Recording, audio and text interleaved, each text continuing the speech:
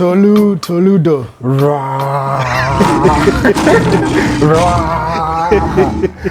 How you doing, my brother? I'm well, bro. You good, yeah? I'm doing good. I'm doing good, yeah, brother. man. It's good to see you again, man. Good to see you again. Yeah, good to see you. It's been quite a while, isn't it? Yeah, it's really a lot of things have progressed and things have happened, but it's good to see you again, man.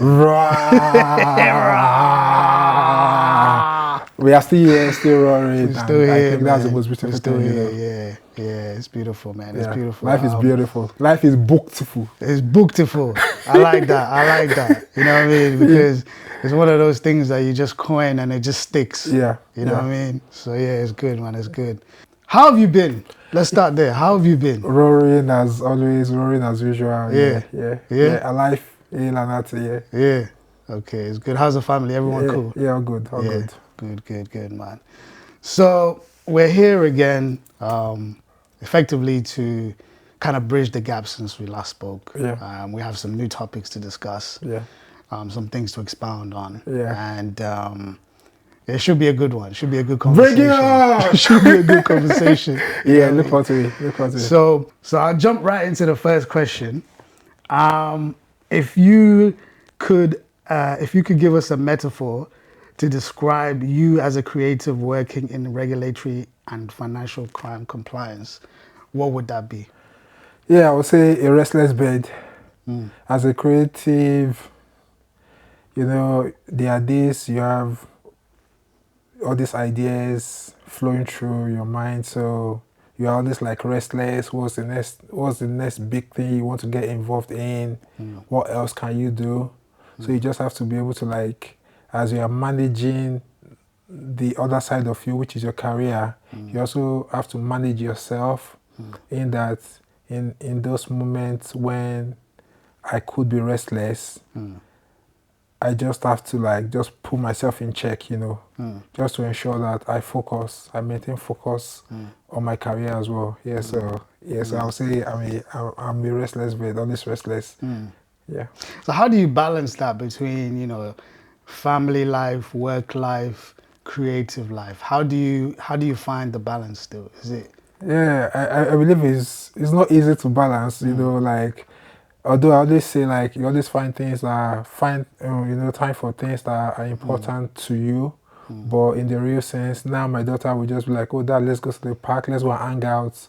And, you know, I tell her, like, oh, we can't be going to the park every Saturday to go, to go and hang out. Like, I have a billion and one things I need to do as well. Yeah. So it's not, like, in practical times, you can always just say, oh, you find time for things that are important to you, but to bring it to life in reality is not, it takes a lot of, like, dedication to your craft, dedication to your family, and, you know, to every of those elements as well. So easy to say that, yeah, I always find time for things that are important to me, but in actual practice, you just have to be able to balance everything, because there will be, you know, different priorities, family time, going out with the kids, time for my other business activity, the rural Lion Castle, also my own personal engagement. And I have people, like, show up, oh, come and mentor me, but I'm like, I have a lot,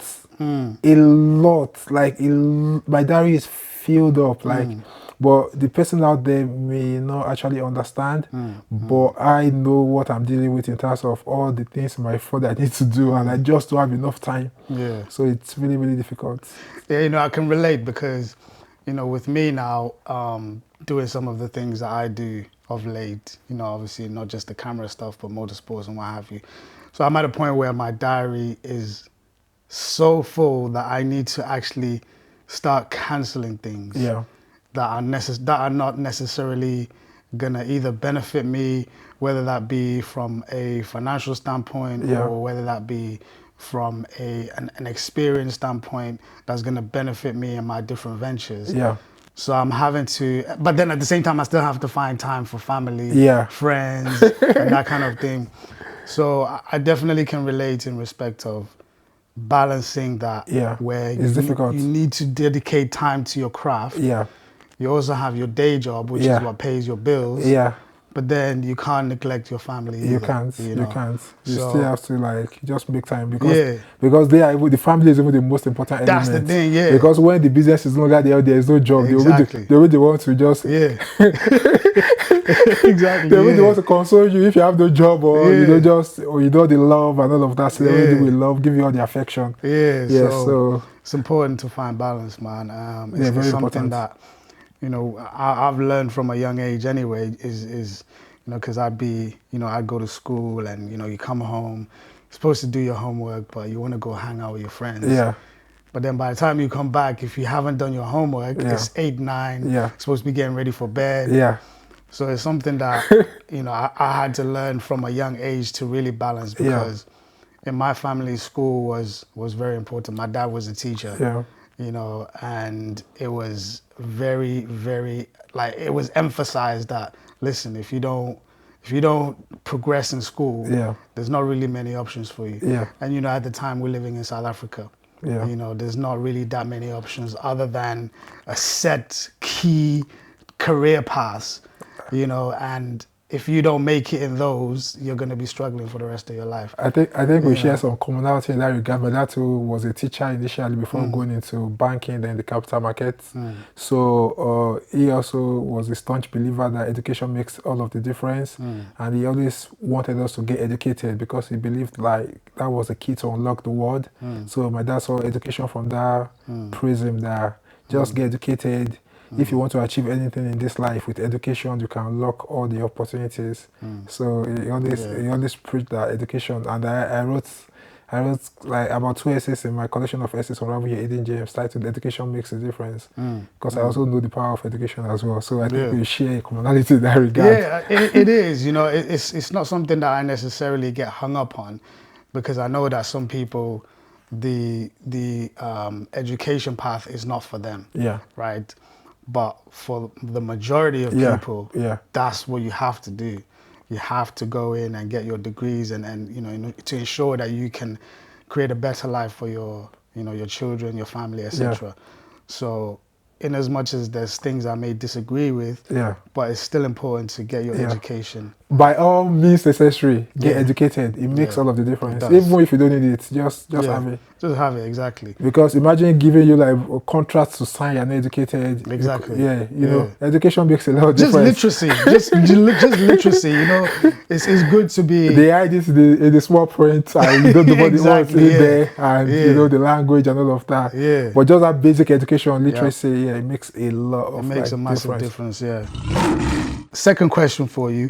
How did your career metamorphose within regulatory and financial crime compliance to becoming a financial crime compliance manager?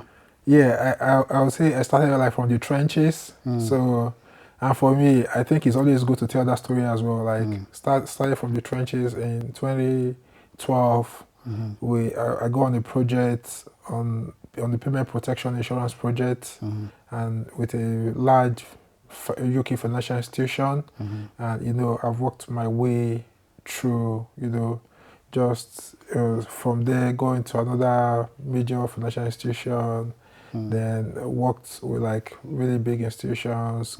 So it just started. But I think how it metamorphosed for me was in 2016, I did my CISI is Chartered Institute of Securities and Investment. They had this level 3 award in combating financial crime.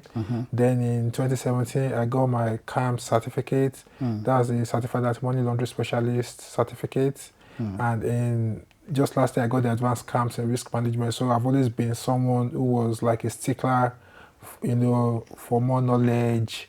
And my career leaders used to say that Tolu is very ambitious. If you bring all of them, if you put them in like different rooms and ask them one thing about me, like I'm so ambitious, like ambitious in a good way, not like I want to chase that leader away from, not like I want to take over their job, but ambitious that I always saw that I wanted to also rise to the pinnacle of my career, and that has always been like the driving force that, okay, in my quest to get to the top, it was just a quest for like just seeking for more knowledge, and here we are today, work within wealth management and capital markets, as a manager in financial crimes, oversight testing.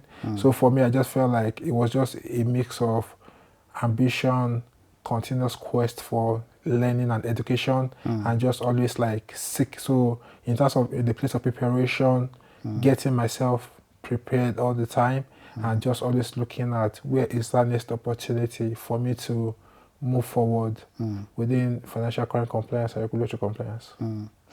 It's interesting what you say there because, as you'll remember, I was there for part of your career back in Newcastle, and you know it's funny because I was saying this to somebody. I think it was just yesterday that because we were talking about today, and I was saying I'm interviewing my good friend from Newcastle, and I was saying that when I first met you, you hadn't even, I believe you hadn't even published your first book yet.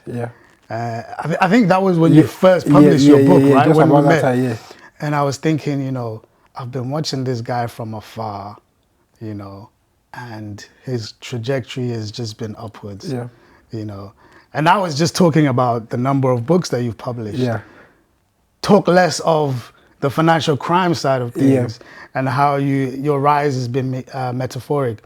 And it's great to see because you can see the dedication on both sides of what it is that makes you tick, if you will. You know, because it's not as though one side has been neglected while the other side has flourished. It's been like a symbiosis to where you've even managed to marry the two worlds in some aspects as well. So it's really good to see, man. I'm really happy for you, man. Yeah, thank you. And I think what I always say is that even if I'm telling people to either unravel your hidden gems or like develop excellence as a workplace culture, I needed to be able to show that even in my own, you know, in my own career, in my own attitude to work, if I'm saying like if I'm preaching something, people should be able to see me as a reflection of that which I'm preaching. And I also felt like if I needed to pass out a message across, it would be better if I also get to that leadership standpoint. You know, there are some things you will say as an authority in the field and people will, they will listen to you. But if you also remain like in the trenches within that field, it will be really difficult like for you to now. So my whole idea and goal was that from day one, I also wanted to rise to the top and, you know, within that space. So I think it was just very important for me to develop the two, both the financial crime compliance aspect and the right here aspect together as well. Yeah, that's excellent, man. That's excellent.